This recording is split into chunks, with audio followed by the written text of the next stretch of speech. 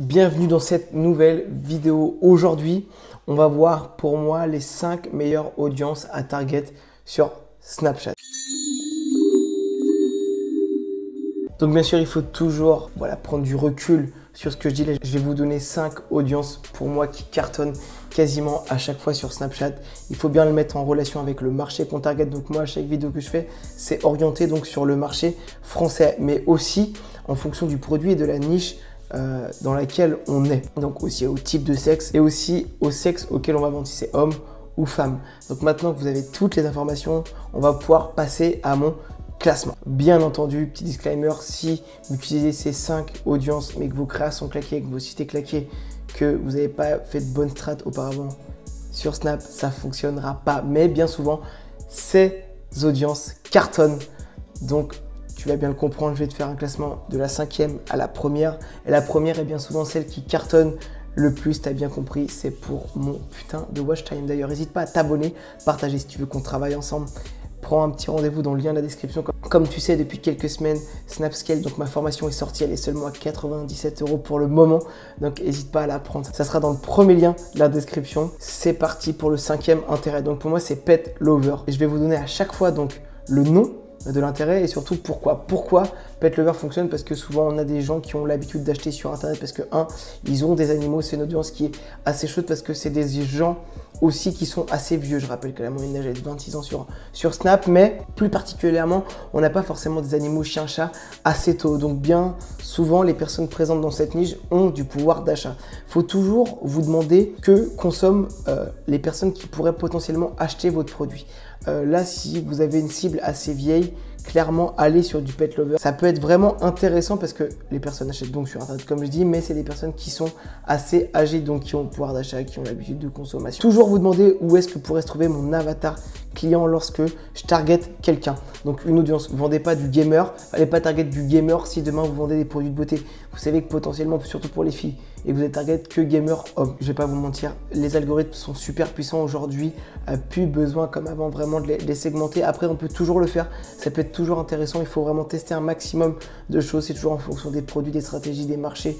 Chaque cas est assez unique. Donc c'est ce que j'aime bien dire et pour moi c'est la vérité. Il n'y a pas forcément des grosses règles générales, même s'il peut y avoir des points communs, des similitudes. Il faut toujours adapter à ce que l'on commercialise. Tout ça pour vous dire que n'hésitez pas à chaque fois à le coupler avec le sexe. Si vous vendez uniquement aux femmes, mettez que les femmes. Si vous vendez uniquement aux hommes, dans un premier temps, targetez que les hommes et ensuite vous pouvez mettre les femmes parce que les femmes achètent beaucoup pour les hommes. Soit pour des cadeaux, soit parce que les mecs prennent pas le temps de le faire et voilà, je suis pas du tout macho, mais effectivement les hommes achètent beaucoup, les femmes achètent beaucoup pour les hommes et c'est pas trop le contraire, sauf pour des périodes comme la Saint-Valentin par exemple où là il va y avoir la culture du cadeau des hommes aux femmes. Donc 4e intérêt qui performe et là vraiment sur plusieurs marchés, quand on est en France, UK, US, c'est vraiment un intérêt qui est incroyable et on peut surtout l'utiliser pour beaucoup de niches, donc j'aurais pas forcément une explication parce que c'est Reality TV Fan.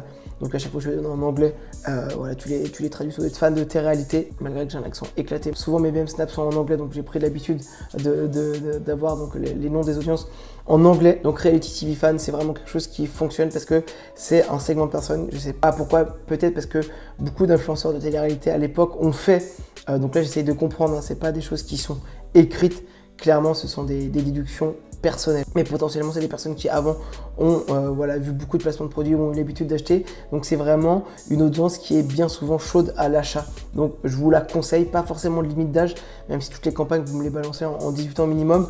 Où j'aime bien lancer des premiers jets sur du 25 ans plus. Là pareil, homme-femme, ça cartonne bien. 3e donc intérêt qui fonctionne bien, donc surtout sur des niches assez mainstream et bien sûr dans la beauté puisque c'est cosmétique shopper. Donc couplé avec femme, ça vraiment si vous êtes dans la mode, vous êtes dans l'habit, vous êtes dans la food, vous êtes dans la fringue, enfin dans tout ce que vous voulez, ça fonctionne. Et même si vous êtes un peu dans la tech, coque de téléphone, ce genre de choses, je sais qu'il y avait des marques à l'époque qui utilisaient beaucoup cet intérêt malgré que votre marque soit pas uniquement dans le cosmétique shopper. Pas forcément la lancer directement, pourquoi pas dans un deuxième jet de créa, ça peut vraiment bien fonctionner. Pareil dans le milieu du cosmétique, on a l'habitude de faire beaucoup d'achats, beaucoup de récurrences, beaucoup de LTV, donc c'est vraiment l'intérêt qui va être assez chaud et surtout qui est intéressant à travailler, pas uniquement comme je dis quand vous êtes sur du cosmétique ou dans la niche de la beauté. 4e et avant-dernier intérêt, donc ça va beaucoup se rapprocher donc de l'intérêt qu'on vient de voir, ça va être Beauty Mavens. Donc cet intérêt, je crois que c'est expert de la beauté en français, si je dis pas de conneries. Ça se trouve, j'ai des grosses conneries, n'hésitez pas à me dire en commentaire. C'est un intérêt qui performe quasiment à chaque fois que je le mets. Alors ça peut s'expliquer sur le fait que ce soit un très très grand intérêt, donc il y a beaucoup de masse. Donc clairement celui-là, je me trompe rarement jamais quand je le mets. C'est vraiment, surtout si vous êtes beauté cosmétique, c'est un intérêt qui cartonne. Fitness, vous pouvez le faire aussi. Et après, voilà, il faut toujours tester un maximum de choses comme je vous apprends. D'ailleurs, si vous voulez voir une formation même totalement gratuite, c'est aussi un des liens de la formation justement. J'aborde quelques stratégies que j'utilise. C'est toujours intéressant de le mettre. Celui-là, il fonctionne. Donc bien souvent, vous pouvez parler du couplet homme-femme. Il n'y a pas de souci sur du 25+, sur du 18+. Ça fonctionne très bien aussi. Mais vraiment, l'audience du Beauty Mavens est vraiment très chaude. Et là, on va arriver au 5e intérêt qui est tout simplement un broad. Si tu sais pas ce que c'est un broad, c'est que vous mettez juste homme ou femme, ou vous pouvez laisser les deux sexes, une limite d'âge et vous ne mettez pas d'audience prédéfinie. Vous laissez l'algorithme de Snapchat aller chercher des audiences par lui-même. Aujourd'hui, les algorithmes sont de plus en plus puissants, ont besoin d'être un peu moins bridés et plus on leur laisse de liberté et plus ils vont s'optimiser. Donc certes, ça va mettre un peu plus de temps d'optimisation, mais ils vont être capables d'aller chercher tout seuls les personnes qui vont être intéressées, donc soit par votre service ou par votre produit. Je vous conseille réellement de mettre des broads. Parfois, jusqu'à qu'avec des broads, je mets 4 broads. Et voilà, vous tournez comme ça. Vous pouvez mettre des broads aussi avec de l'âge. Vous mettez juste voilà, du 25+, du 18+, du 25-45, du 25-35, que des hommes, que des femmes. Vraiment, le broad, plus l'algorithme va avoir de liberté et plus il va être performant. Donc c'était déjà le cas, si on prend l'exemple de Facebook, on va dire qu'il y a une grosse année, 2 ans, le broad a commencé à faire son apparition, était très bien. Sur Snap, je sais que nous, ça fait vraiment quelques mois qu'on utilise dans toutes nos stratégies. Le broad est très efficace et il est super puissant. Bien sûr, quand vous lancez, toujours attendre entre 2 et 4 jours avant de prendre la moindre décision. Surtout qu'aujourd'hui, ça va bientôt faire l'objet d'une vidéo. Il faut uniquement utiliser l'autobid.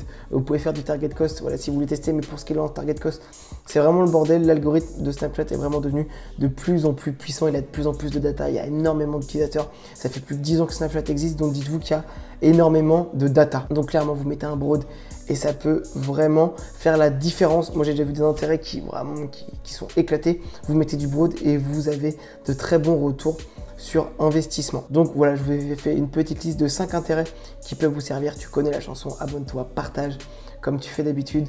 La petite cloche, donc des notifications pour être prévenu de toutes les vidéos qui vont sortir en ce moment. Donc on est sur 2 vidéos semaine. Quand j'aurai le temps, j'en ferai un peu 3, mais c'est vraiment rush. Et voilà, si tu veux qu'on travaille ensemble, deuxième lien donc de la description si tu souhaites rejoindre mon programme, le premier lien. Et moi je te dis à la prochaine, ciao.